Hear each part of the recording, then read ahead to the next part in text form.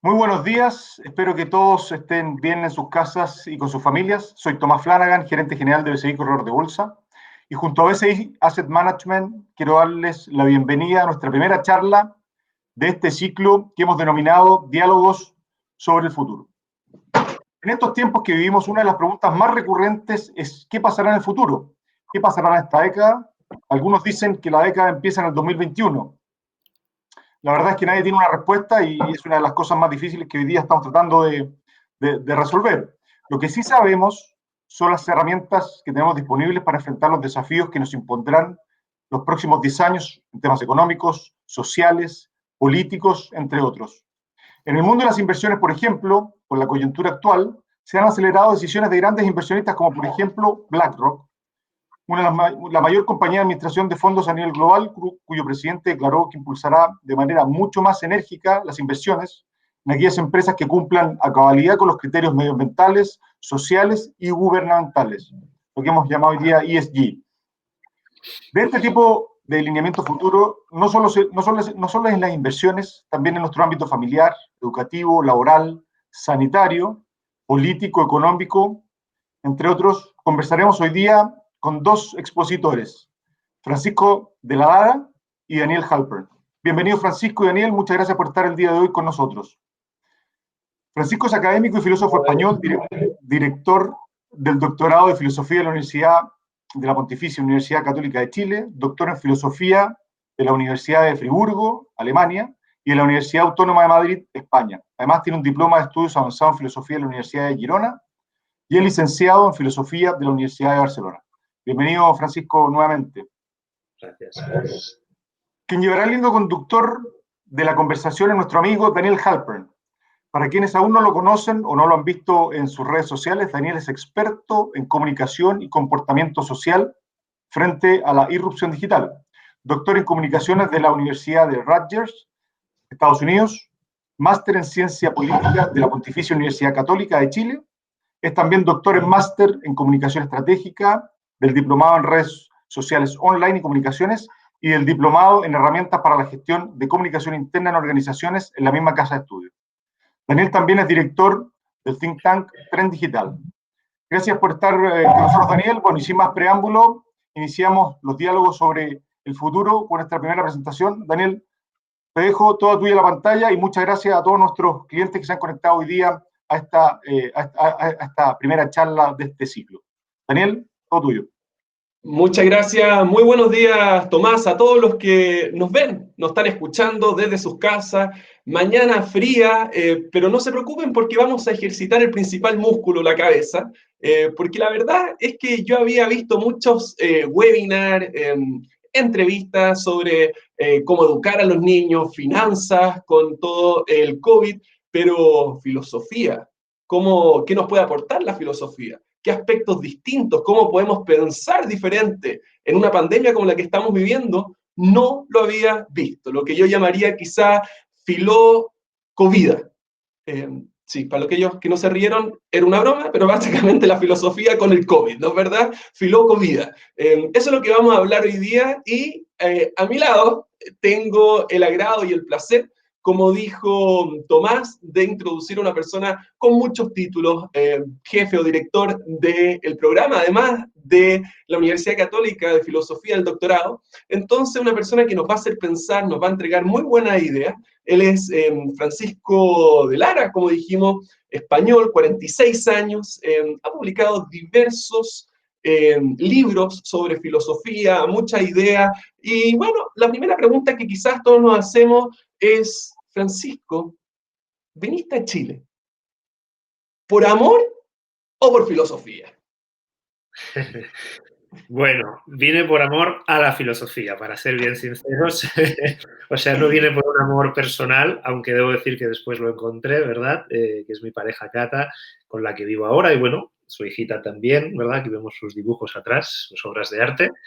Pero yo vine en realidad por la filosofía, seguí ese camino, me doctoré en Alemania, como han dicho, en España, pero después vi que la Universidad Europea, la verdad que no tenía demasiadas opciones en ese momento, y decidí literalmente dar el salto, ¿no? El salto del charco y el salto en el sentido de un cambio absoluto de vida, Yo venía de Alemania, de Friburgo, una pequeña ciudad, y pasé a vivir a Colombia, nada menos. Entonces fue todo un choque cultural, pero desde luego muy, muy enriquecedor para mí. Y desde ahí, bueno, hubo un concurso en la Católica, un concurso internacional. Me presenté y tuve la suerte de, bueno, de ser el elegido, y entonces me vine hace ya 11 años aquí a Chile, va a hacer 11 años ahora en julio. Y como te decía, he ido encontrando amores en este camino, amores personales y particularmente un amor pues, con el que, bueno, comparto la vida en este momento. Oye, Francisco, bueno, antes que todo, recordar a la gente, probablemente van a ir saliendo muchas preguntas, ideas, conceptos, queremos que participen. Mándenos sus preguntas en el chat, ahí ustedes van a ver abajo una herramienta para poner sus preguntas, y Francisco, yo las voy a leer, voy a hacer el enviado solamente, y Francisco seguramente va a poder o va a intentar responderla con todo lo que pueda, con todo el conocimiento que hoy día nos viene a entregar.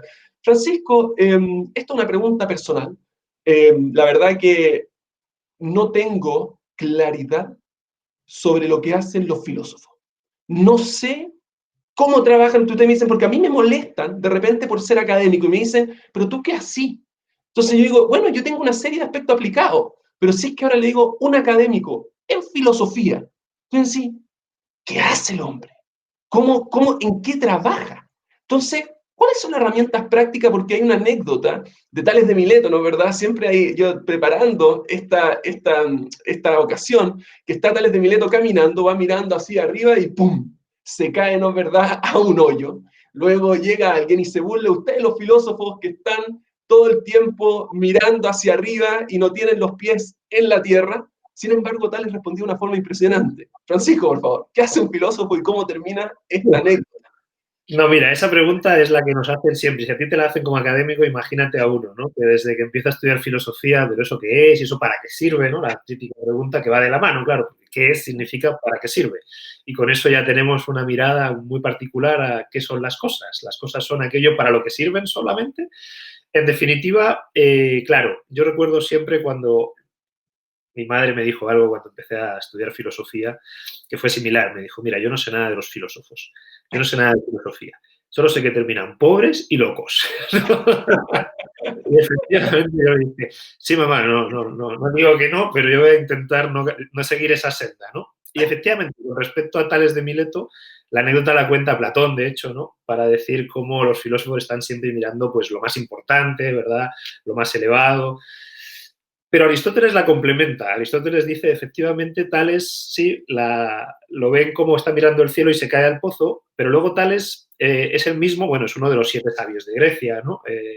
Y es el mismo que, en un momento dado, justamente por mirar al cielo, es capaz de ver que va a haber una gran cosecha de olivas el siguiente año. Y en invierno, cuando nadie está pensando en eso, porque todos están en sus ocupaciones y embebidos en lo que traen los días, digamos, Tales ya tiene la previsión para darse cuenta de que habrá una cosecha de olivas muy grande y con el poquito dinero que tiene, porque al ser un filósofo no se ha dedicado justamente a eso, ¿verdad? Alquila todas las prensas de aceite de su región. ¿Cuál es el resultado de eso? Que cuando llega el verano y llega la grandísima cosecha de olivas, todo el mundo tiene que contar con él para poder prensar su aceite y se vuelve enormemente rico. Y entonces le da una lección a todos. Dice, no es que no podamos ser ricos, es que estamos en otra. Estamos viendo como eso, qué es lo importante para el ser humano, ¿no? ¿Y cómo? Bueno, sí, perdón. No, entonces, ¿cómo mira? Es impresionante la anécdota, porque muchas veces uno por perder, digamos, el detalle, se pierde de la gran, ¿no es verdad?, picture, de la gran imagen, y por otra parte, muchas veces ve la gran imagen, las personas creen que uno no está preocupado de los detalles. Entonces, exacto, esa es la combinación. Si me permite decir algo más, perdona. sí, lógico. Justamente esa mirada, por un lado, al todo y por otro lado, al detalle, ¿no? Es decir, tener esa doble mirada yo creo que es lo propio del filósofo. Si tú me dices qué hace un filósofo, mira, habitualmente somos académicos, efectivamente, ¿no? Pero eso yo diría que es primero la cara externa y segundo, algo así como la zona de confort del filósofo, ¿no? Es como el lugar donde te mueves entre tus temas de especialidad, conoces, sabes cómo manejarte ahí, das tus clases, formas a otras personas. A mí todo eso me parece fundamental, es muy importante y es una grandísima formación, pero lo que propiamente hacemos los filósofos, y realmente hacemos de filósofos y no solo de académicos, es justamente intentar tener lucidez, intentar como tales, ¿no? Ser capaz de ver por dónde vienen las cosas, ver qué se está gestando ahora, ser capaces de entender cuáles son las tendencias dominantes en un momento, ¿verdad? Y desde ahí poder también ver potenciales y riesgos, tener una mirada, digamos, como decíamos, ¿no? Desde arriba, pero también del detalle. Y una pregunta entonces que cae acá de cajón es que no son tiempos fáciles. Estamos complicados todos, algunos más, otros menos. Estamos viviendo una época de crisis dura, difícil. Y la pregunta entonces, que yo creo que es muy relevante y que quizás no muchos de nosotros hemos escuchado, es ¿qué aportes distintos puede entregar la filosofía sobre los periodos de crisis? ¿Cómo nos pueden agregar, aportar, entregar elementos que sean novedosos y que nos permitan de alguna u otra forma salir adelante de mejor forma con respecto a lo que estamos viviendo? Bueno, yo creo que se pueden aportar varias cosas. Desde luego, si no, no estaría aquí, ¿verdad? Esto ya es algo así como una salida de esa zona de confort de la academia, un intento de aportar al debate concreto, a aportar instrumentos y herramientas de pensamiento a la hora de enfocar los fenómenos, a la hora de verlos, a la hora de intentar comprenderlos, para también orientar, evidentemente, nuestras acciones, ¿no? Yo creo que hay una cualidad, perdona, Daniel, que tenemos que es fundamentalmente, a diferencia de lo que suele pasar, y es sobre todo en nuestros tiempos, ¿no? Y yo me gustaría que viéramos una primera imagen en ese sentido, ¿no? Que son estos tiempos nuestros de posverdad. La mayoría de las personas estamos en un tiempo muy polarizado, ¿no? Donde la mayoría de las personas siempre quiere tener razón, se queda en sus propias ideas, ¿verdad? En la gráfica vemos, por ejemplo, en el dibujo, ¿no? Cómo el Big Data recibe nuestros datos que le damos voluntariamente, nuestras distintas interacciones en aplicaciones, redes sociales y demás, como tú sabes muy bien que te dedicas a estos temas, ¿verdad? Y después recibimos una imagen del mundo que es acorde a eso que nosotros mismos estamos proyectando, con lo cual hay una especie de confirmación de nuestra mirada previa, de nuestros prejuicios, podríamos decir, de nuestro enfoque de antemano, ¿verdad? Eso da lugar a lo que se ha llamado, bueno, las burbujas de filtro, ¿no? Como vemos en la imagen, ¿verdad? Unas cámaras de eco, uno recibe su propia voz amplificada todo el tiempo y el Big Data, insisto, incluso a menudo está usado en esa dirección, no para lo contrario, no para hacernos replantear nuestros presupuestos, sino para confirmarlos. Y en un momento así, yo creo que la filosofía justamente lo primero que aporta es en ese sentido, a saber, aporta, bueno, una capacidad de replantear nuestra mirada, de replantear los ojos con los que estamos viendo el mundo, la manera como enfocamos, ¿verdad? Y eso quiere decir la capacidad nuestra que tenemos de replantear, de mirar distinto. A mí me parece que en un momento como este de crisis, donde las supuestas certezas se están tambaleando, ¿verdad?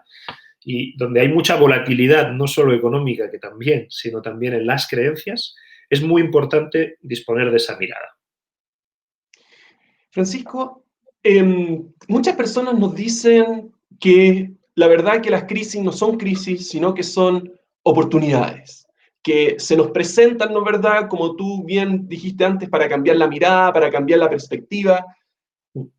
¿Qué aporta la filosofía en este entendimiento de una crisis? ¿Cómo ve la filosofía la crisis? Por una parte, ¿debiésemos asustarnos por lo que estamos viviendo?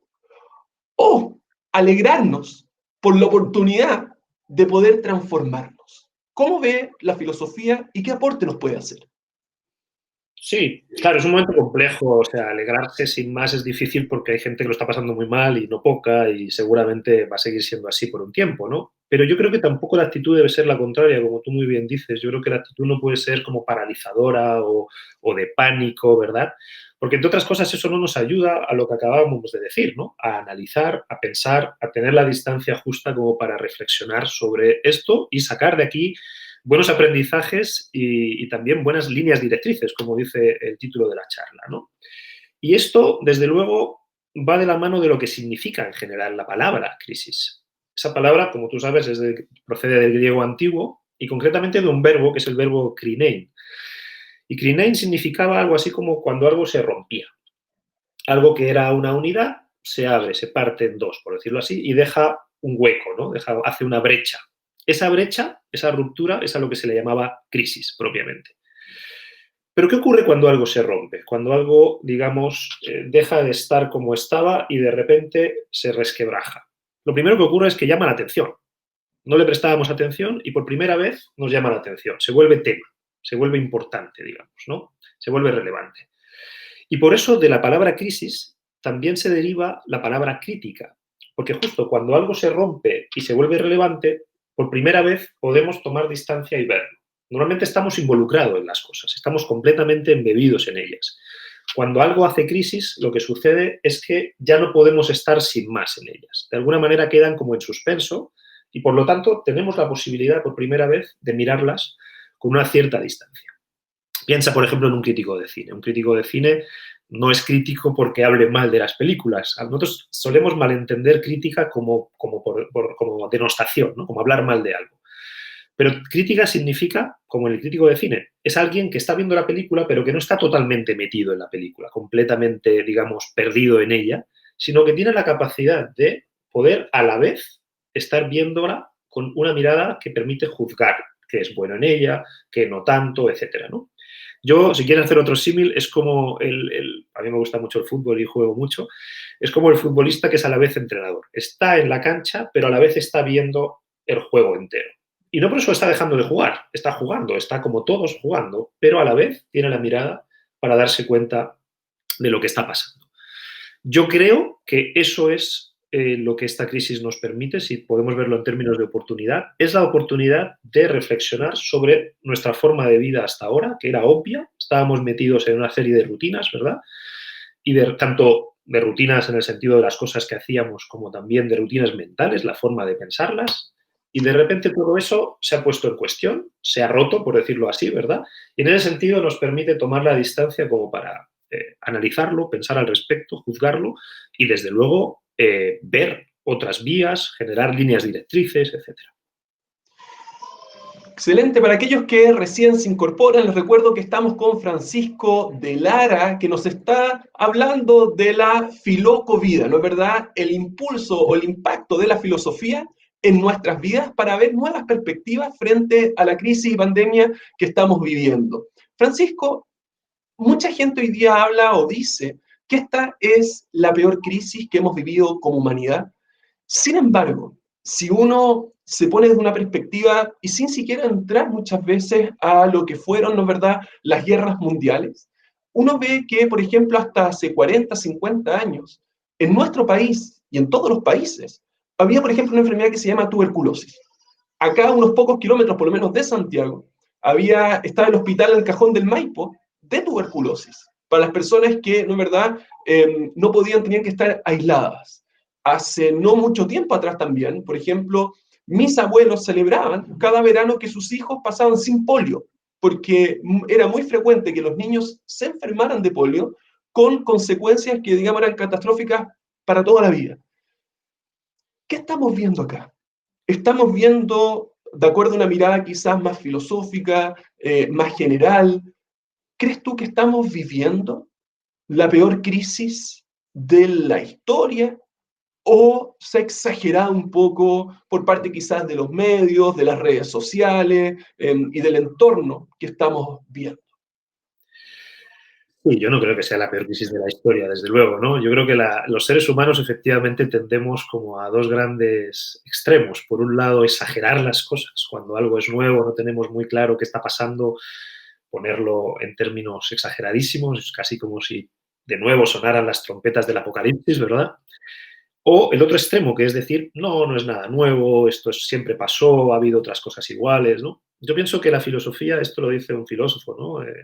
Al final entender es distinguir, ser capaz de diferenciar, como tú bien dices, tener la mirada de conjunto y ver cuáles son los elementos distintivos. Y yo creo que sí hay dos elementos distintivos. A ver, por un lado, evidentemente ha habido crisis incluso sanitarias mucho más importantes que esta en la historia de la humanidad, ¿no? Si pensamos en las pestes y demás.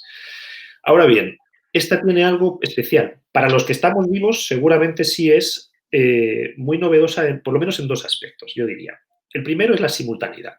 Es algo que está sucediendo en una gran parte del mundo a la vez, con pequeños desfases temporales, pero no tenemos la solución, por lo cual, básicamente, gran parte de la humanidad está viviendo la misma crisis al mismo tiempo. Eso es bastante nuevo. para nosotros, para los que estamos vivos hoy, ¿no? Y lo segundo, la incidencia que ha tenido en nuestras vidas cotidianas.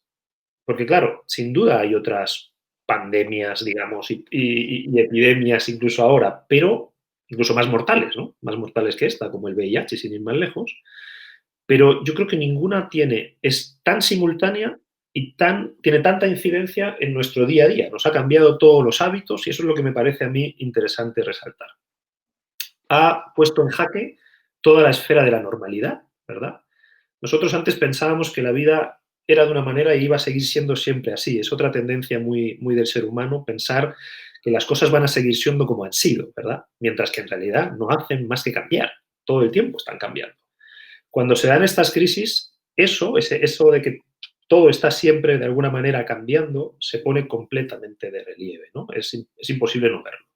Yo creo que tenemos una tendencia a no querer ver, digamos, las verdades incómodas, ¿no? Por decirlo así. Me gustaría, en ese sentido, hay una segunda imagen que es muy interesante, muy casi que divertida en ese sentido, porque nosotros tendemos a querer evitar los conflictos. Aquí vemos, ¿no? La fila de un cine donde la película, una verdad inconveniente o incómoda, no la va a ver nadie, ¿verdad? Mientras que la mentira tranquilizadora, pues bueno, todo el mundo la va a ver, ¿no? Tenemos una tendencia, es un chiste evidentemente, ¿no? No es tan exagerado, pero sí tenemos esa tendencia como a intentar no ver los conflictos, no querer fijarnos en lo que podría estar de alguna manera tensionándose o dejarlo para más adelante, ¿no? Bueno, de momento no me llega, de momento no me toca. Y yo creo que eso es justamente, bueno, no es la mejor respuesta ante las crisis. Es decir, me parece que si esta crisis tiene algo es que ha puesto en cuestión toda nuestra normalidad y por primera vez nosotros podemos replanteárnosla. Podemos replanteárnosla a nivel global, porque es una crisis global. O sea, está pasando en todo el mundo a la vez, con lo cual nos conecta con la posibilidad de reflexionar cómo queremos vivir ahora como humanidad, no solamente individualmente, que también nos ha hecho pensar eso, sino como humanidad, ¿verdad? Me parece que eso es lo novedoso. Me hiciste recordar, es tremenda, una historia que cuentan que la verdad y la mentira salieron a caminar. No sé si es que alguna vez la escuchaste, y llega la mentira y le dice: muy buenas tardes, señora verdad. Buenas tardes, señora mentira. ¿Cómo está usted esta mañana? Muy bien. Le dice: ¿por qué no vamos? ¿Ya vio usted lo lindo que está el día? Sí, le dice la verdad, está precioso. ¿Y tocó ya el agua del lago para ir a bañarnos? No, no la ha tocado. Tóquela, está espectacular. Y toca el agua, y efectivamente estaba muy rica. Le dice: ¿por qué no nos bañamos? Bañémonos, señora mentira. Y se ponen a bañar. Se meten a bañarse. Y la mentira, se desnudan, se sacan la ropa, entran al lago, y la mentira sale antes que la verdad. Se pone la ropa de la verdad y sale. La verdad desnuda, incapaz de ponerse las ropas de la mentira, se queda así. Y desde ahí que comentan que la gente prefiere ver una mentira vestida de verdad que la verdad al desnudo. Y Muy creo bueno. que justamente refleja este aspecto, la imagen que mostraste. Francisco, esto ha sido un desafío, el COVID, la pandemia que estamos viviendo, no solo para la comunidad médica, ¿no es verdad? Que aún, o para los científicos, que todavía como áreas de desarrollo y expertos no han sido capaces de encontrar una vacuna o un remedio. Y lo mismo pasa muchas veces con los políticos en el área social, los economistas, ¿no es verdad? Que no han encontrado la fórmula aún como sociedad. Y nos presenta, como mencionaste, desafíos para todos. ¿Cuáles son los desafíos desde una perspectiva filosófica para la persona frente a lo que estamos viviendo? Bueno, sin duda es un gran desafío para todas las áreas que tú dices, ¿no? Mientras no tengamos investigaciones más avanzadas, no hay un saber especializado que nos pueda decir cómo funcionar, ¿verdad? Tenemos mucha incertidumbre, desde luego económica, en el contexto en que estamos hablando está clarísimo eso, ¿verdad? Pero yo creo que si algo tiene la filosofía con respecto a otras formas de enfocar la vida en general y las disciplinas, es que está muy acostumbrada a esa incertidumbre. Porque en filosofía, efectivamente, lo que hacemos es repensar lo que se suponía que era ya sabido, reflexionar, intentar reconocer, como te decía, elementos críticos cuando nadie los está viendo todavía porque estamos en una rutina que parece sólida. Y cuando estamos en la crisis, no entrar en pánico, sino que justamente ver, ok, ¿qué está pasando aquí, verdad? Y hacia dónde podríamos ir. La filosofía lidia constantemente con la duda, revisa sus propios prejuicios, ¿verdad? E intenta captar la complejidad de los fenómenos sin reducirlos a esquemas que ya estén, digamos así, establecidos, ¿no? Y eso, claro, te hace estar más acostumbrado a manejar la complejidad, a manejar la perplejidad, ¿verdad? Yo sé que a lo mejor algún tesista que hace la tesis conmigo está escuchando y sabe lo desesperante que es intentar hacer un trabajo así, porque realmente dudas todo el tiempo, no sabes si estás yendo en el camino adecuado. Ok, eso es una grandísima escuela. O sea, yo siempre les digo, tranquilo, esto te está aportando algo que va a ser espectacular para tu vida, porque tienes mucha más capacidad también de manejar frustraciones, ¿no?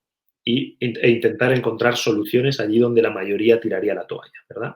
Y en ese sentido, yo creo que sin duda es un desafío para la filosofía, aunque estamos un poquito mejor preparados, diría yo.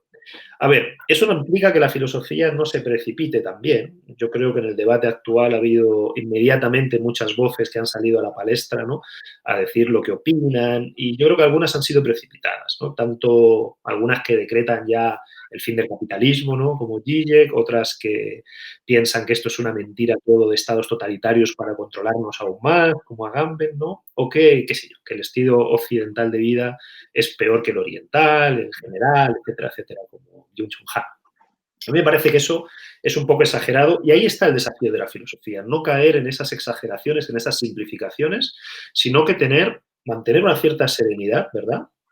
Tener claro la gravedad del problema que estamos afrontando, pero intentar encararlo adecuadamente. Y concretamente me parece que no solo decir algo así en general, sino que creo que es hora de aportar. La filosofía tiene un enorme, digamos así, repositorio de ideas, de conceptos, de formas de mirar, ¿no?, en fin, de planteamiento de problemas, de afrontar problemas complejísimos, y todo eso yo creo que ha llegado el momento de ponerlo hace ya tiempo, lo creo, no solo ahora, pero ahora más claramente que nunca, ponerlo al servicio de buscar soluciones concretas. La filosofía tiene que ser concreta, en pocas palabras. Me gusta mucho lo que estás diciendo, Francisco, porque hoy día hay críticas, ¿no es verdad?, hacia todos lados, y es típico y quizás propio de nosotros como personas. Pero es interesante porque gente dice, el mundo se volvió loco. Uno ve a personas absolutamente enmascaradas, ¿no es verdad?, con 20 guantes, que no se puede salir, que no se puede ni ir a ningún espacio, y no se puede trabajar. Por otra parte dicen, no, la gente está trabajando igual, estamos todos locos.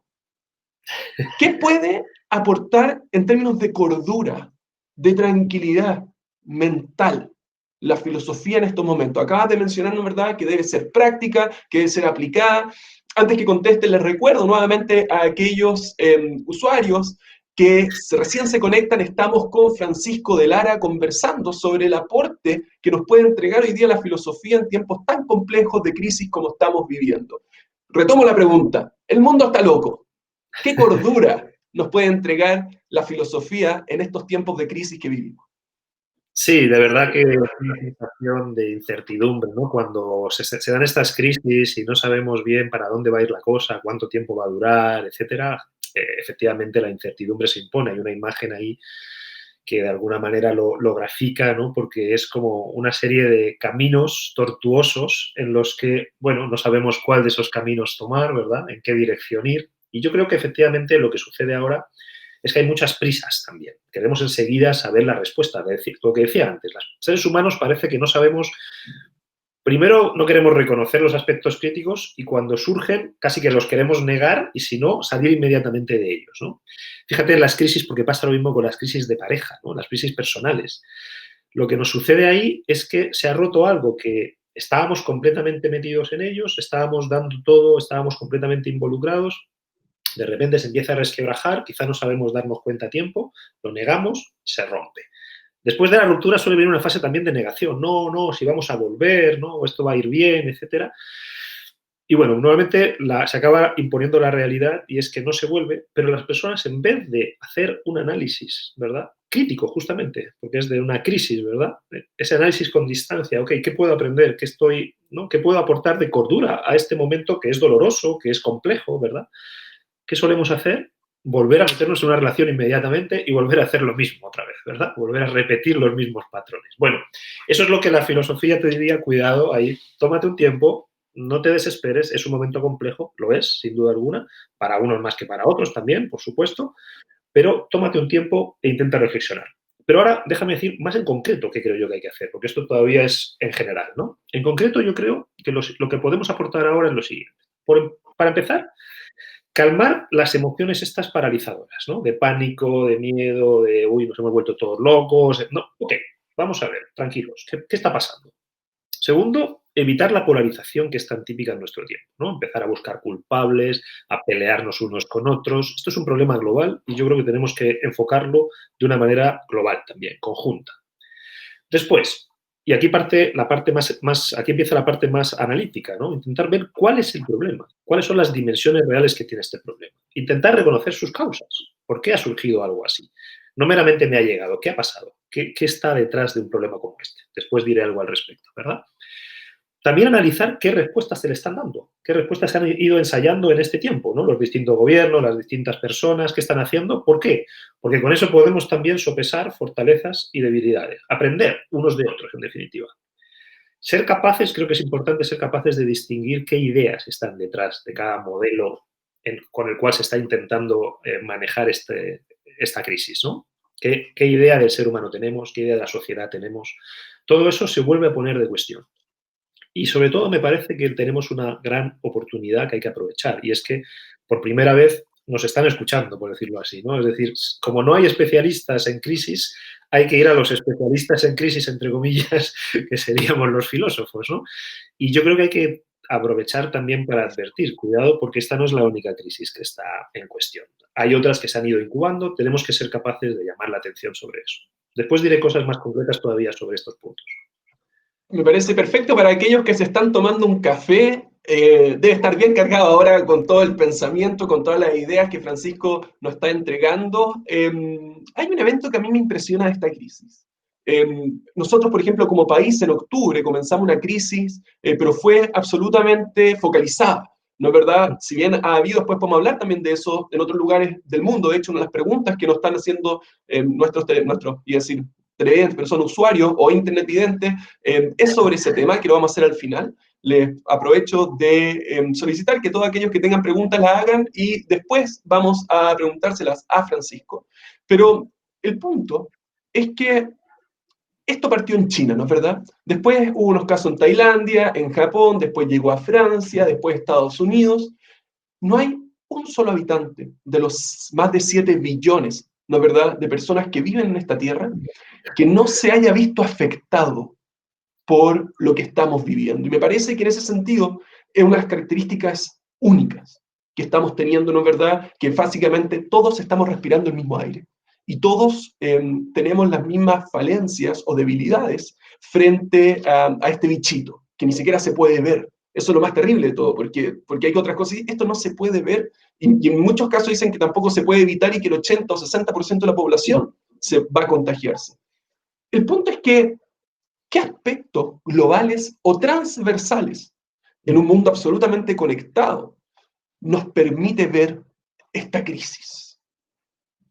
Sí, yo creo que es una pregunta importante. Además, para enfocar un poco el tema de la charla también, que es eso, ¿no? ¿Cuáles son los desafíos para la próxima década, verdad? Y como tú bien dices, es un particular desafío porque ni siquiera lo vemos, con lo cual, claro, hace falta otro tipo de instrumentos para enfocarlo, que son instrumentos más, desde luego, del pensamiento, ¿no? Y no meramente estamos acostumbrados a fijarnos solo en lo que vemos, pero hay muchas cosas que están pasando que no las vemos y otras que no las queremos ver. Entonces, ¿cuáles son esas, a mi modo de ver? Mira, son varias. Yo voy a decir cuatro aspectos globales que me parece que esta crisis nos ha permitido ver, para no alargarme tantísimo la respuesta, ¿no? Voy a intentar ser breve. Pero son estos cuatro. El primero, lo que tú bien dices, creo que nunca ha quedado tan claro que estamos viviendo en un mundo globalizado. Eso siempre lo hemos escuchado, lo sabemos, pero nunca ha quedado tan claro porque ahora es palpable, ¿verdad? Casi que trágicamente palpable. El segundo, me parece que también se ha mostrado que tenemos que ir un poco más lejos con nuestro concepto de salud. Nuestro concepto de salud quizás sea todavía muy restringido y ahí voy a mencionar algo sobre un concepto de salud que ya existe sin duda y que es más amplio. Lo tercero, el marco de los estados-nación, que es en el que nos hemos criado desde los últimos par de siglos, ¿verdad? La verdad que quizá es insuficiente para crisis globales, por lo menos tal y como está pensado, ¿no? Y el cuarto, bueno, que la crisis ha puesto de manifiesto que las desigualdades en el mundo son bastante fuertes y que eso tiene un impacto también. Son cosas que ya sabíamos, pero creo que la crisis las ha puesto muy, muy evidentes. Déjame decir algo sobre cada una de ellas muy brevemente, ¿no? Entonces, primero, sí, tenemos un mundo global. Los problemas y el mundo en que vivimos, la forma de vivir ya está absolutamente interconectada, podríamos decir es sistémica. Lo que pasa en China nos puede llegar con una fuerza brutal aquí, sobre todo si se trata de un virus, ¿no? Recuerda que el VIH también surgió en un lugar recóndito ahí en el Congo y finalmente, bueno, por el ferrocarril y demás, se fue expandiendo por todo el mundo, ¿no? Entonces, bueno, nosotros tenemos que pensar eso. ¿Por qué el mundo está tan interconectado? Y está claro que uno de los aspectos que lo interconecta tantísimo es la forma de producir y de consumir que tenemos, ¿verdad? Es decir, estamos interconectados no solo virtualmente, que lo estamos sin duda, sino también físicamente, a través de elementos que a lo mejor no son ni personas, son instrumentos, herramientas, insumos que sirven para construir algo, prendas, productos construidos, ¿verdad? Después producidos, el consumo que llevamos a cabo y, desde luego, a través del turismo, los viajes, etcétera, etcétera. O sea, hay una conexión física, no meramente virtual, que también virtual, además, ¿no? Y cada vez más creciente la virtual. Entonces, primeramente, eso. Segundo, estamos conectados no solo entre nosotros, estamos en una relación muy particular con nuestro medio ambiente. Piensa que el 75% de las nuevas patologías que sufre el ser humano es de origen zoonótico, son zoonóticas, son enfermedades que tienen que ver con nuestra interrelación con los animales, particularmente en la medida en que además consumimos a los animales, ¿verdad? Y a veces no los criamos en las mejores condiciones, a veces nos metemos en ecosistemas en los que no habíamos estado nunca y ahí se liberan nuevas interacciones con animales y, en general, nuevos virus, que son la causa de la mayoría de nuestras enfermedades. Entonces, yo creo que lo primero que se ha generado con esta crisis, para responder tu pregunta, es una clara visión de que vivimos en un mundo global completamente interconectado. Lo segundo, relacionado con lo que acabo de decir, el tema de la crisis. Está claro que no nos sirve para afrontar crisis sanitarias como la actual, sistémicas, globales, ¿verdad? Un concepto de salud como el más tradicional, que era un concepto que pensaba que la salud era la mera ausencia de enfermedad, no estar enfermo ya es estar sano, y que además eso se gestionaba entre dos individuos, el médico y el paciente, nada más, ¿no? Como aisladamente, como si no hubiera una interconexión con el resto de personas y con el medio ambiente. Sin embargo, con esta crisis ha quedado clarísimo que ese concepto, digamos, aislado, individualista de la salud no es suficiente, de hecho, ni siquiera es un buen enfoque para ver lo que son las enfermedades hoy en día.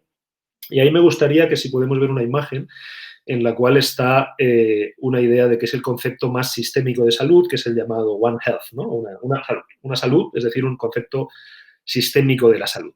Si estamos viviendo, ahí está, ¿no? Si estamos viviendo en un mundo que es interconectado, donde la mayoría de las enfermedades son resultado de nuestra interacción con otras especies y con el medio ambiente, entonces parece necesario empezar a entender la salud de una manera también sistémica.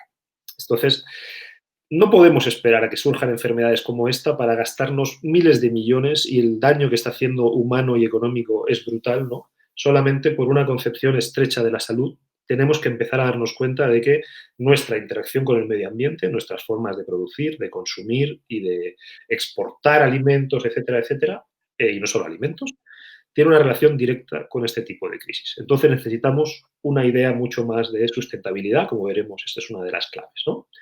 Tercero, para ir muy, muy rápido, y perdona que me alargue en esta respuesta, pero creo que es una de las respuestas importantes, ¿no? ¿Qué aspecto nos deja ver esta crisis? Tercero, que el marco nacional es quizá insuficiente para resolver problemas globales, sobre todo si las naciones además se ponen a competir entre ellas por comprar insumos médicos, ¿verdad? Por desarrollar una vacuna antes que nadie. Es una especie de nueva guerra fría, en vez de colaborar. Yo creo que los gobiernos podrían perfectamente estar compartiendo toda la información de que disponen, ¿verdad?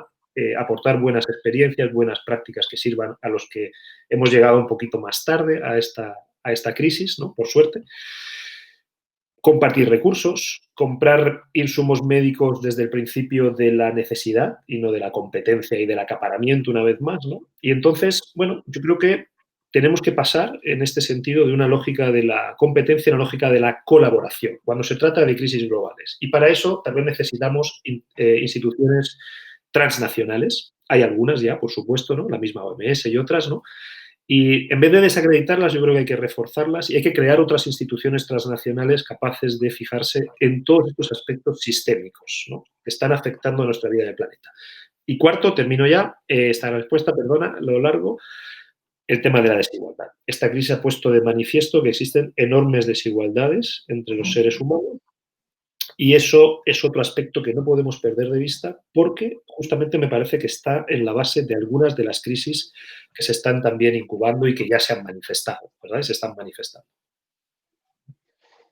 Excelente, profundo. Cambiar de un ámbito, de un área de competencia a otra de colaboración son algunos de los aspectos que mencionó Francisco en este nuevo entorno. Francisco, la verdad que estoy feliz en esta posición.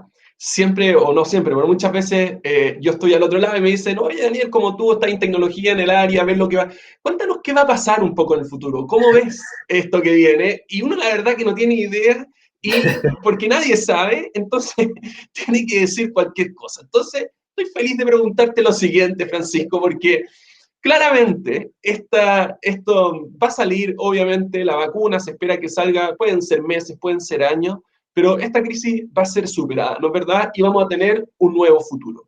Pero vamos a haber aprendido en el camino, vamos a haber incorporado nuevos entendimientos, aspectos novedosos para un futuro que hoy día se ve distante, pero seguramente va a ser distinto y diferente.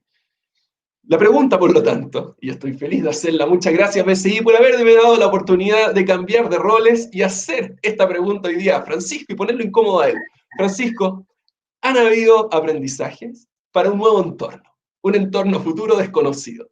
¿Cuáles crees tú que son estos aprendizajes que nos permitirán, acorde a la filosofía, vivir de mejor forma este futuro que aún no se ve, que nadie tiene idea cómo va a ser, pero que sí, gracias a tu respuesta, puede dar luces de cómo enfrentarlo de mejor forma?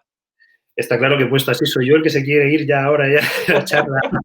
Te has vengado conmigo de preguntas que te han hecho otros a ti, pero bueno, está bien. No, evidentemente yo no creo que el filósofo sea un futurólogo y menos un oráculo, ¿verdad? Que diga qué viene exactamente, pero sí podemos reconocer, justamente como decía, que uno ve las tensiones cuando se están dando antes de que exploten, no cuando explotan, que ya es un poco tarde, ya las medidas se toman un poco a destiempo, ya digamos el daño es bastante mayor. Hay que intentar verlas antes. Y hemos tenido síntomas claros, por lo menos en dos aspectos que acabo de mencionar, el tema de la desigualdad social por un lado y el tema del medio ambiente, ¿no? Entonces, me voy a centrar en esos dos para no alargarlo tanto, ¿verdad? Porque creo que además las crisis que han tenido lugar últimamente tienen que ver con eso.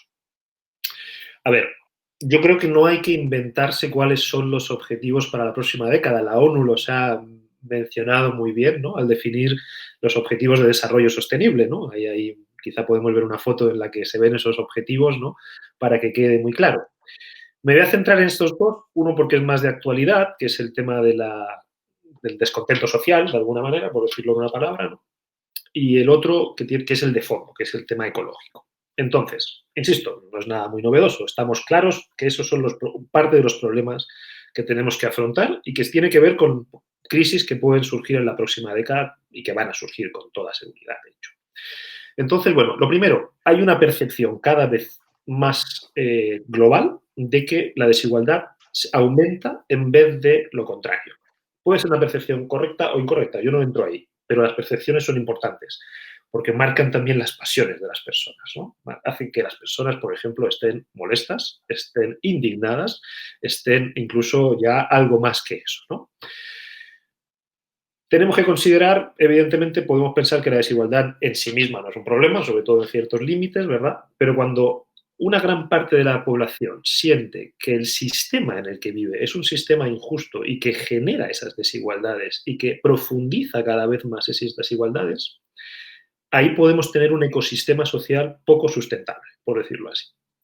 Primero. Segundo, si las crisis económicas, que evidentemente tienen un componente fortísimo económico, como la actual también, ¿no?, en vez de dar lugar a reestructuraciones, dan lugar a la sensación de que todavía hay más desigualdad, ahí han surgido, y esto no lo estoy diciendo como una previsión, esto es de hecho un análisis, han surgido movimientos más extremos, populistas, de distinta índole, etc. Se buscan soluciones más extremas en esos casos, ¿no? Entonces, Bueno, hemos tenido manifestaciones ahora mismo en Estados Unidos, ¿no?, contra una especie de ya no queremos tolerar ninguna otra exclusión, ninguna otra, digamos, discriminación, ¿no? Nosotros podemos reprimir esos síntomas. La gente se manifiesta porque siente que es así, decir esto es injusto, esto no es así, es mentira, ¿sabe qué? Esto es puro queja, reprimamos el síntoma. Ahí están los objetivos de desarrollo sostenible, ¿verdad? Porque no, si alguien no los tiene a la vista, que los pueda considerar. Pero yo creo que reprimir un síntoma que se ignora, un síntoma que se niega, ¿verdad?, son síntomas que se acaban convirtiendo en tensiones. Es como casi que psicoanalítico, ¿no? Si tú reprimes algo demasiado, te va a generar una patología, por decirlo de alguna manera, ¿no? Una patología social en este caso. Y finalmente va a explotar. De alguna manera va a explotar, a menos que sepamos tener válvulas de escape, válvulas contenedoras, por decirlo así, que no sean represoras, sino que justamente permitan volver a sentir a las personas que son parte de un marco social en el que hay oportunidades, en el que hay un cierto tejido más o menos sólido. Yo creo que uno de nuestros grandes desafíos es justamente generar un tejido social algo más consistente, algo más sólido, no por eso rígido, ni mucho menos, pero sí un tejido social mayor. Porque si no vamos a tener lugar, va a tener lugar confrontaciones y van a seguir teniendo lugar confrontaciones cada vez más también extremadas, ¿no?, y agresivas, por decirlo así. Y creo que eso, insisto, no lo resolvemos solo con represión. Necesitamos otro tipo de enfoque, ¿no? En cuanto al tema ecológico, muy rápidamente, me parece clarísimo, ¿no? Tenemos desafíos enormes en ese sentido. Estamos viendo los efectos ya, incluso en Chile. Ahora ha llovido mucho, por suerte, ¿no? Pero la sequía estaba siendo un problema enorme, ¿verdad? Y ahí tenemos, desde luego, que hacer algo. ¿No nos va a afectar igual a todos? Claro que no. Ninguno de estos problemas afecta igual a todas las personas. Siempre las personas en condiciones peores van a tener peores también síntomas y peores efectos con esto, pero son problemas globales. Esto es lo que nos ha mostrado el COVID. Aquí nadie está a salvo y todos nos vamos a ver afectados si estamos en una sociedad demasiado polarizada y si estamos en un entorno climático absolutamente, digamos, tóxico, ¿no? Nos va a acabar perjudicando, queramos o no. Podemos darle la espalda y decir, bueno, ojalá no me toque, ojalá a mí no me llegue, o podemos encarar. Y yo creo que eso es lo que tenemos que hacer. Tenemos que afrontar esas cuestiones y ver qué podemos hacer en concreto. Francisco, recuerdo una vez más, con Francisco de Lara, que nos estás entregando consejos, ideas, sabiduría en este café de la mañana que está un poco más cargado con toda esta nueva información, pero también es importante porque nos están entregando conceptos relevantes, una mirada distinta, cómo la filosofía entiende y también enfrenta este desafío que estamos viviendo todos como humanidad. Francisco, me interesa mucho ir a contestar porque hay mucha gente que está preguntando, tiene extraordinarias, digamos, preguntas ahí que le gustaría escucharte, pero me interesa terminar con una última pregunta que creo que también es relevante porque da mucha tranquilidad. Desde la filosofía y desde el punto de vista de un filósofo que ha vivido, que ha entendido, que ha estudiado, que ha reflexionado y entendido desde otra perspectiva que lo que está sucediendo, ¿qué consejos, tips, ideas o aprendizajes nos puedes dar para enfrentar de mejor forma la crisis que hoy estamos viviendo y para que se pase también quizás como una oportunidad? Bueno, yo espero que algunas cosas, ojalá, ¿verdad? Lo primero, tranquilizar. Tranquilizar y recordar que ni el pánico ni las actitudes huidizas, ¿no?, de no quiero saber, no quiero ver, nos van a ayudar nunca a resolver ningún problema, ni este ni ninguno, ni siquiera un problema mínimo personal, digamos, ¿verdad? Y en ese sentido, bueno, yo aconsejaría que se permitan darse ese tiempo que tenemos en parte, ¿no?, sobre todo quienes tenemos mejores condiciones, ¿no?, para analizar con una mirada crítica sus propios hábitos y el modo como ven el mundo, cómo estamos viendo el mundo, si desde una mirada completamente individualista, egoísta, poco solidaria, ¿verdad? Si desde una mirada irresponsable, ¿no?, pensando que, bueno, ¿qué importa lo que pase después? Y hacernos un poquito cargo de estas pequeñas cosas que todos podemos hacer, porque en un mundo interconectado podemos generar cambios desde microresponsabilidades, ¿no? Si yo me hago más consciente de lo que como, me hago más consciente de lo que consumo, ¿verdad?, estoy generando una pequeña diferencia, que evidentemente luego hay que articular a nivel de sociedad civil y hay que escalarla hasta los gobiernos. Las empresas están haciendo mucho y pueden hacer mucho, ¿verdad?, en una nueva mirada, lo ha dicho Tomás al empezar, ¿verdad?, en nuestros nuevos fondos, esta nueva mirada, nuevas oportunidades, por tanto también nuevos negocios, pero con una mirada mucho más responsable, mucho más sistémica, mucho más social.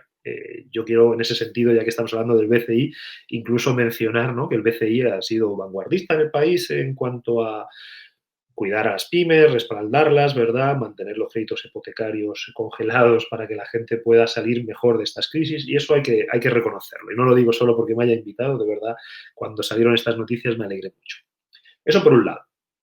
Luego, yo estoy convencido de que podemos reconocer todos que en nuestra forma anterior de vida había algo, y cuando me digo nuestra, digo como humanidad, ¿eh? Me parece que había algo que podemos cambiar, porque no estaba quizá del todo bien, y eso no implica caer en una autoflagelación, ¿no?, en una especie de condena extremista de nuestra forma capitalista, consumista de vida, como hacen algunos, ¿no? Pero sí todos podemos reconocer que quizá estamos sobrecargando tanto el planeta como incluso nuestras propias vidas, ¿no? Entonces, me parece que podemos aprender quizá a no vivir ni tan automáticamente ni tan a la defensiva, ni tan rutinariamente, ¿verdad?, en una inercia vital y mental, ni tampoco tan a la defensiva. Cuando si alguien nos hace pensar, creemos que nos está atacando, ¿no? Déjame replantear eso, es verdad. Las ideas son buenas, da igual quién las diga. Si son buenas, son buenas. Y si no son buenas, da igual que las diga mi persona más cercana. También saber despersonalizar eso, ¿no? Estamos muy polarizados, insisto.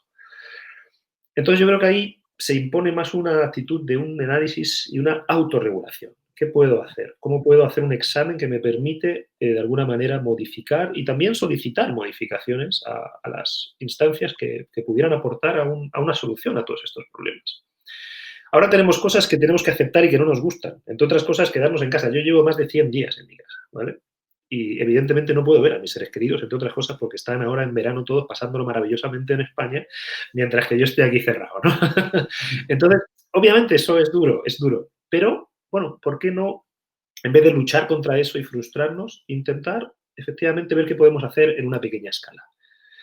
Si en algo nos ayuda en la crisis, si algo nos ayuda cuando tenemos que afrontar crisis, tanto personales como colectivas, es darnos cuenta de que esto no ha caído del cielo, esto tiene que ver con causas humanas, con un modo de comportamiento humano y, por lo tanto, también es posible modificarlo. Cuando nosotros podemos reconocer cuál es el problema y nos damos cuenta de que tenemos algo que hacer al respecto, ahí nos sentimos muy liberados. Inmediatamente hay algo así como un camino, una esperanza, una mirada, ¿no? Por eso yo creo que es muy importante, insisto, romper esas rutinas mentales. Creo que todas las organizaciones, empresas y demás deberían tener un filósofo cerca para recordarles eso, desde dónde están mirando las cosas y cómo podrían reconocer potenciales y también proyectarse, digamos, ¿no?, con una mirada distinta. Si tú siempre miras igual, siempre vas a ver lo mismo. Necesitas ampliar tu mirada, ampliar tu horizonte. Y eso la filosofía, desde luego, lo tiene porque, insisto, la filosofía es fundamentalmente un enorme repertorio de 2.500 años de grandes mentes, quizá las más grandes que ha dado la humanidad, junto con otras, pensando los problemas humanos. Ahí hay un tesoro escondido en la academia, que tenemos que sacar de la academia y que tenemos que poner al servicio de las personas. ¿Para qué? Porque yo creo que además las personas también están buscando eso, más que nunca. Así que yo creo que por ahí iría mis consejos, ¿no? Tranquilos, reflexionemos, veamos qué se puede hacer, pero démonos cuenta sobre todo que se puede hacer algo. No nos sintamos impotentes porque esa es la peor sensación de todas. Francisco, hablaste de un tesoro oculto. Quiero también, yo no soy filósofo, pero sí quiero hacer una reflexión que me parece fundamental en este espacio y en este momento, antes de contestar las preguntas que nos estaba haciendo la audiencia. Imaginémonos, hablaste de 100 días, ¿no es verdad? Imaginémonos el siguiente diálogo. Volvamos al 9 o 10 de marzo y una persona nos dice, Francisco, durante los próximos 100 días vas a tener que estar encerrado. Le dicen, no, imposible. No, sí. Y va a cerrar casi todo el comercio, salvo un poco quizá supermercados, farmacias. No, uno pensará, no puede funcionar el país así. No, eso no es todo, le dice. Vas a tener que trabajar desde tu casa. ¿Cómo lo hago? No, pero además, los niños no van a tener colegio. Van a estar en la casa. Yo tengo, por ejemplo, una hija en primero básico. Hubo que enseñar a leer, escribir, ¿no es verdad? Matemática. Y mientras estás con los niños, va a tener que trabajar. No, le dice, imposible. No, pero además, tú hablaste de los seres queridos. Los abuelos no van a poder abrazar a sus nietos. Y tú dices, bueno, ¿y cómo la gente va a trabajar? Por Zoom. ¿Zoom? ¿Qué es Zoom? 100 días atrás, la gente no tenía idea lo que eran software, muchas empresas nunca habían estado con una modalidad de trabajo remoto. ¿Cuál es el punto? El punto es que lo hicimos y creo que lo hemos hecho bien. Muchas empresas están funcionando, muchas personas están teletrabajando, muchos abuelos no han tocado a sus nietos en más de 100 días. Todos hemos sido autores de un libro precioso que se llama 100 días de soledad. Y cada uno lo ha vivido de forma distinta. Pero creo que cada uno, viendo en retrospectiva, nos ha permitido entender y ver que tenemos herramientas, competencias preciosas, fortalezas, resiliencia, que tenemos ese tesoro oculto, que nos dimos cuenta que somos capaces de hacer un sinnúmero de cosas sin estar de forma presencial. Y eso tiene un valor impresionante, que nos permite darnos cuenta que en verdad somos mucho más poderosos de lo que pensábamos. Y ustedes dirán, pero hay mucha gente que sigue saliendo. Está bien, pero para los que no hemos quedado, para los que hemos trabajado desde nuestros hogares, enseñado a nuestros hijos y haciendo todas las otras cosas al mismo tiempo, creo que somos poderosos. Y creo que ese tesoro estaba dentro esperando ser revelado. Con esto, vamos entonces a responder algunas de las preguntas. Marcela dice, por ejemplo, tratemos de hacerlo corto para que mantenernos, ¿verdad? Y poder responder la mayor cantidad de las preguntas posible. Marcela pregunta lo siguiente, dice, desde el punto de vista filosófico, ¿cómo explicaría Francisco el estallido social que se está dando en distintos países, tanto europeos como en Estados Unidos y Latinoamérica? Bueno, Pregunta fácil para partir, Francisco. Facilísima, ¿no?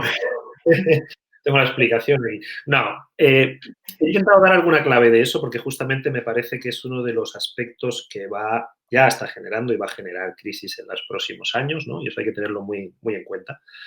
No para temerle, no para decir, pero ¿por qué? ¿Pero cómo puede ser? ¿No? Sino que, de nuevo, no entremos ni en el pánico ni en la ira. Intentemos pensarlo. Intentemos ver qué está pasando. Intentemos ver si podemos hacer algo al respecto también, ¿no? Y lo que está clarísimo es que hay una percepción, por un lado, de que el sistema económico, así en general, ¿no? Porque esto es muy general, son percepciones, insisto, son muy pasionales estas cosas. Y cuidado con pensar que porque son pasionales valen menos. La política está llena de pasiones, ¿no? No solo somos meramente entes racionales. El filósofo que se dedica tanto a pensar es el primero que sabe lo importante que son las pasiones en nuestras vidas, ¿no? Y lo mucho que nos mueven, los afectos. Hay una pasión, hay un afecto, hay una sensación, digámoslo así, de que la estructura social en la que vivimos es injusta, primero, y segundo, que las personas que están al mando, por decirlo así, ¿no? Los gobernantes, no están haciendo el trabajo pensando en el bienestar de la mayoría, sino que son parte de algo así como lobbies, corruptos. El tema de la corrupción ha hecho muchísimo daño en la credibilidad política, ¿verdad? Y entonces surgen extremos, surgen algo así como soluciones alternativas. ¿Por qué deberíamos seguir los cauces, digamos, institucionales si la institución es corrupta? Si la institución es un lobby, es una oligarquía o lo que sea, ¿no? O es racista o es supremacista, etc. Insisto, no quiere decir que ese análisis sea exacto. Lo que quiero decir es que eso es lo que mucha gente ha empezado a pensar y ha empezado a sentir y ha empezado a encarnar pasionalmente. Ahí tenés un caldo de cultivo que en cualquier momento, insisto, puede explotar. Yo creo que eso tiene que ver con falta de tejido social. Yo la sociedad chilena la quiero mucho, llevo 11 años aquí y la verdad que estoy muy, muy, muy contento de estar aquí. Pero sí me sorprendió siempre, yo que vengo de una sociedad un poquito distinta en varias cosas, que el tejido social era lamentablemente, a mi modo de ver, muy quebradizo, ¿no? Mucha inseguridad, mucha desconfianza con el otro, muy, muy roto también por clases, por decirlo de alguna manera, ¿no? Así es como se percibe al menos y mucha gente se siente excluida. Se siente eso, ¿no? La famosa frase, nos han estado molestando, nos están haciendo cosas malas desde hace muchos años. Entonces, se deja de percibir todos los aspectos más positivos, ¿no? Seguramente en un sentido objetivo la mayoría de las personas viven mejor que antes, pero eso no es lo importante. Eso no le puedes decir a esa persona, no seas desagradecido, como si uno le hubiera regalado algo, además, ¿no? Toda la sociedad vive mejor que antes. Entonces, la cuestión es, ¿qué tejido social tenemos? ¿Qué instancias de aplacar las tensiones sociales tenemos? Yo creo que en la misma estructura de la ciudad, ¿no? Las ciudades en las que vivimos hoy en día son megalópolis en las que es muy difícil tener una sana relación. Vivimos al lado de personas a las que no saludamos en 20 años a veces, o simplemente las vemos pasar, ¿no? Eso no es sano y eso genera una desconfianza de base que cuando se dan crisis, cuando hay momentos complejos, pueden explotar. Yo creo que por ahí va la cosa y eso no quiere decir que tengan razón las reivindicaciones o que no las tengan. Eso quiere decir, cuidemos de tener sociedades con tejidos sociales más sanos, ecosistemas sociales, como yo decía antes, más sustentables, porque si no, en algún momento se va a manifestar. Germán, pregunta Francisco, ¿escapó la razón de nuestra sociedad? ¿Hemos dado paso a una sociedad gobernada por las emociones? Yo creo que la sociedad ha estado muy gobernada de manera muy racional, pero una racionalidad muy estrecha, que es la racionalidad del interés, del cálculo, ¿verdad?, de la maximización de ganancias, sin pensar quizá en las emociones demasiado, porque hay emociones de mucho tipo, ¿no? Hay emociones muy destructivas y negativas. Hay un autor, Spinoza, que los llama las pasiones tristes. Y hay un filósofo actual, un sociólogo, que dice que estamos en el tiempo de las pasiones tristes, porque son el odio, la ira, la indignación, ¿verdad? Ese tipo de pasiones que nos separan de los demás, que nos hacen ver a los demás como enemigos, como un enemigo al que hay que combatir, etcétera, ¿verdad? Yo creo que hace falta una combinación de pasiones cívicas. La serenidad es una pasión también, ¿no? No sé, la solidaridad está movida por pasiones también, ¿no? Por una especie de sentir que el otro merece también algo porque es como yo, en definitiva, ¿no? También, o yo no soy más que el otro. A lo mejor tengo una más suerte, pero no sé si soy más y desde luego yo puedo hacer algo por los demás. Hay pasiones como la amistad, ¿no? Una cierta amistad cívica, amistad en un sentido muy lato, ¿eh? No hace falta que seamos todos amigos de todos, pero sí una predisposición más positiva hacia los demás. Eso todo es pasión. Y sin embargo, sin duda, guiada también por un análisis, por una reflexión que permita justamente evitar esos extremos, esa polarización, etc. Así que yo creo que efectivamente en momentos de pánico la razón parece ser lo último a lo que se acude, pero es porque son ciertas pasiones las que están dominando, pasiones muy fuertes y muy negativas, muy aprisionadoras. Tenemos otro tipo de pasiones. La alegría también es una pasión y es una pasión muy liberadora, por ejemplo, ¿no? Entonces, yo haría esa combinación, pasiones alegres, por decirlo así, con Spinoza, este filósofo, con una racionalidad no meramente del cálculo, sino una racionalidad más responsable, que es capaz de ver más el todo, que es capaz de hacer un análisis como yo el que he intentado esbozar aquí, ¿no? Que por supuesto podríamos profundizar mucho más.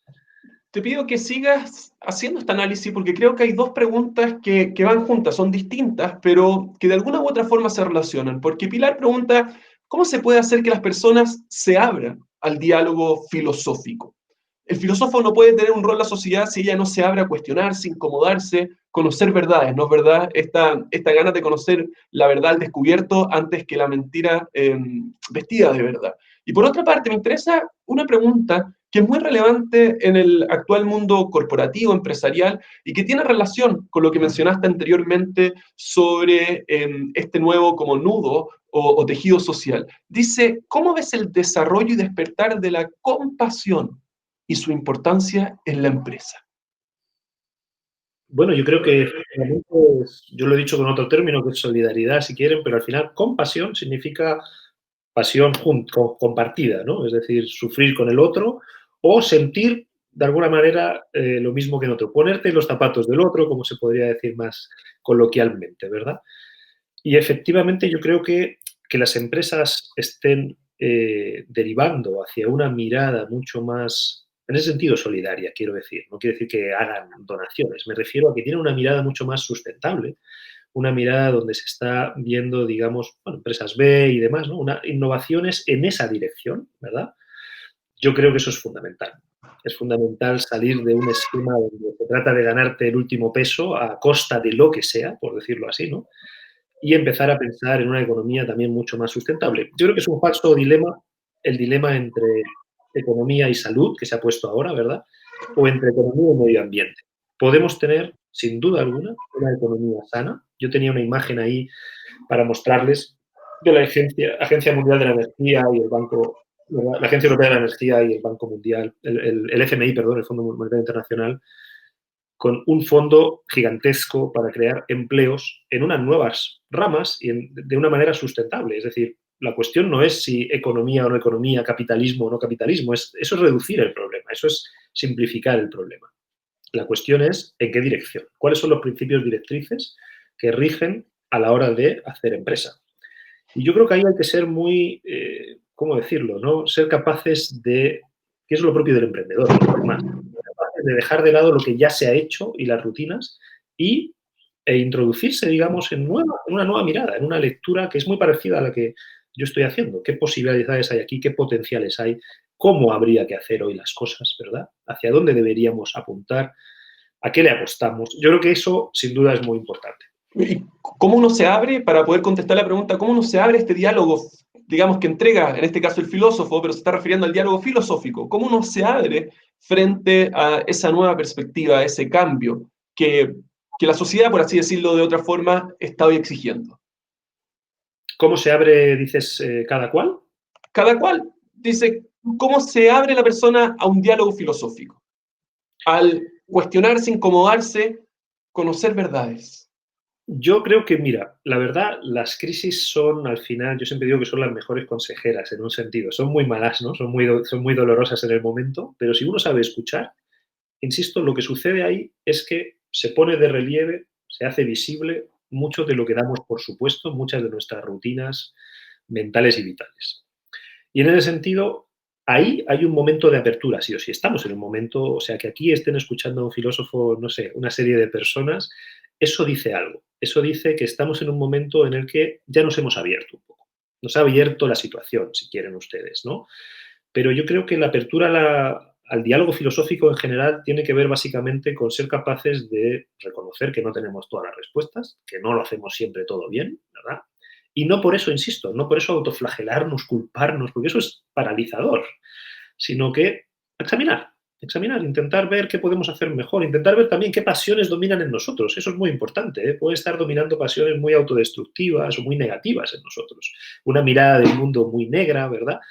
Y yo creo que no hay que pasarse de inocentes, ¿no? Ni mucho menos. Por eso el análisis filosófico es muy sopesado, ¿no? Ve pros y ve contras también, ¿eh? Es capaz de ver ambas cosas, pero con la mirada puesta en avanzar y en aportar, no en meramente quedarse en lo negativo, porque si no, ¿para qué? Nada más aportar a que la gente se sienta todavía más atrapada, ¿verdad? Entonces, yo creo que se abre uno al diálogo filosófico, pues eso, conversando, siendo capaces de reflexionar.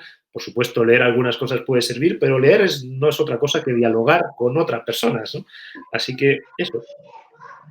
Vamos, muchas gracias por la invitación a esta apertura, pero tenemos que ir cerrando, ¿no es verdad? Hay que abrirse, pero hay que empezar a cerrar esta interesante temática, agradecer, ¿no es verdad?, ABCI, pero me interesa cerrar quizás con una pregunta muy interesante, porque los hombres, las personas, somos animales, ¿no es verdad?, de costumbres, de hábitos. Y muchos te dicen, mira, nos hemos acostumbrado, hemos pensado, hemos abierto a ciertos aspectos, pero este es mi hijo, perdona, que vino a interrumpir, Rafita, ya, saluda y después está con pijama todavía. Este es el cuarto de 5, así que es difícil mantener tanto rato la casa para todo. Entonces, Rafita, chao, príncipe. Bueno, en este, ¿no es verdad?, que nos pasa a todos y me siento, la verdad, contento y orgulloso que nos pase, porque eso habla que estamos tratando de hacer lo mejor posible, cosas que son muy difíciles y complejas. Pero te estaba comentando que las personas son animales, en el fondo, de hábitos, de costumbre. Y Rosana me parece que es genial la pregunta que ella hace, porque ella pregunta, una vez que pase todo, ¿cuánto nos durará mantenerlo aprendido? Cuando en el fondo se abra el mundo nuevamente, aparezca la vacuna, ¿crees tú que vamos a volver a la realidad anterior o a la realidad aprendida? Bueno, Hegel tiene una frase que es un poquito desoladora, pero que me viene a la mente al escuchar esa pregunta, ¿no? Que dice que lo único que se aprende de la historia universal de los seres humanos es que los seres humanos no aprenden nada de la historia, ¿no? Lo único que se aprende de la historia es que los seres humanos no aprenden nada de la historia, dice Hegel. A ver, yo no soy tan crítico con eso. Yo pienso que siempre hay pequeños cambios que acaban haciendo diferencias. Hay que fijarse, hay que tener una mirada un poquito más de detalle, ¿no? Evidentemente no vamos a cambiar en bloque. Eso yo creo que es una falsa expectativa. No podemos tampoco tener expectativas tan falsas cuando no se cumplan, digamos, todo es lo mismo, no ha pasado nada, en realidad el ser humano es terrible.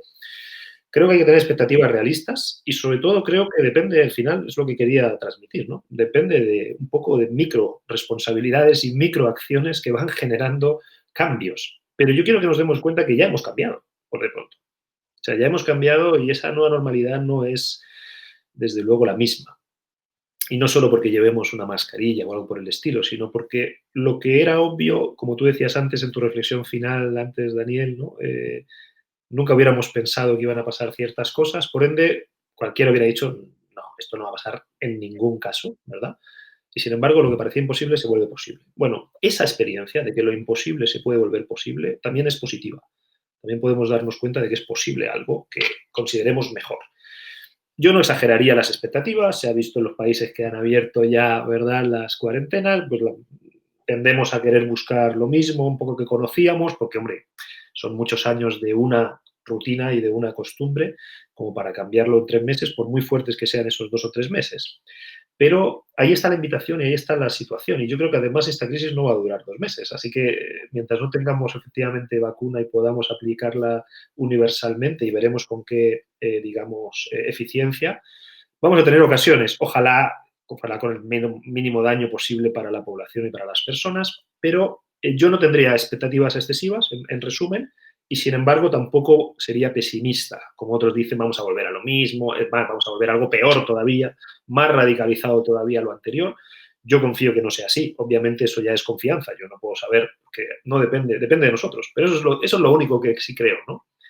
Las crisis, darse cuenta de que al final depende de todos nosotros. Si somos capaces de articular una respuesta distinta, tendremos un mundo por lo menos ligeramente distinto. Si no somos capaces, bueno, pues tendremos un mundo similar, incluso puede ser peor. Nadie dice que no, pero yo confío que no sea así y desde luego yo estoy en la otra línea, creo que hay que trabajar en la otra dirección. Bueno, con esta cuota de optimismo, de esperanza, de fe, de esperanza por un mundo mejor, por cambios positivos, vamos a ir cerrando. Yo sé la pregunta que todos se hacen, me gustaron las ideas de Francisco, extraordinario, las reflexiones. No se preocupen, les va a llegar esta grabación para que ustedes después también la compartan con sus conocidos, van a poder verla con todas las preguntas que también le hicieron las personas del público y quiero invitarlos a una próxima reflexión, evento, en una fecha futura con otros temas de interés. Francisco, muchas gracias. Debo reconocer a todos que el acento y todo y muchas de las respuestas me hipnotizaban al mismo nivel. ¿Se acuerdan de Tony Camos, ¿no? Que está en los programas y que este español que hablaba y que hipnotizaba y uno se quedaba así? Así estuve mucho el rato, disfruté una enormidad. Muchas gracias, BCI, porque me dio la oportunidad de estar al otro lado, hacer esas preguntas incómodas, pero que finalmente son preguntas incómodas, pero que la verdad te acomoda, porque siempre es bueno escuchar algo que nos saque, que nos movilice, por más que no lo queramos. Finalmente uno se siente bien. Así que espero que hayan disfrutado su café junto a Francisco. Francisco, un placer, lo mejor para lo que viene. Ojalá que no sean 100 días más encerrados, sino que pueda ser mucho menos. Pero si son 100, sabemos por lo menos que tenemos la fuerza y la fortaleza y las herramientas para enfrentarlo y de buena forma. Así que, sin más. Yo también quería dar las gracias simplemente, ¿no?, a BCI y la ocasión de conversar contigo, ha sido muy grato y bueno, me encanta ese tipo de instancias, estamos a su disposición y con mucho gusto podemos seguir reflexionando cada vez que quieran. Es un filósofo abierto a el resto, ¿no es verdad? Y estas ganas de llevar la academia a la calle, a la gente que muchas veces no tiene la posibilidad de poder escuchar esta idea, sin embargo BCI hoy día lo hizo posible. Así que tengan una excelente jornada, una muy buena lo que queda de semana y ya nos estaremos viendo para la próxima vez. Muchas gracias.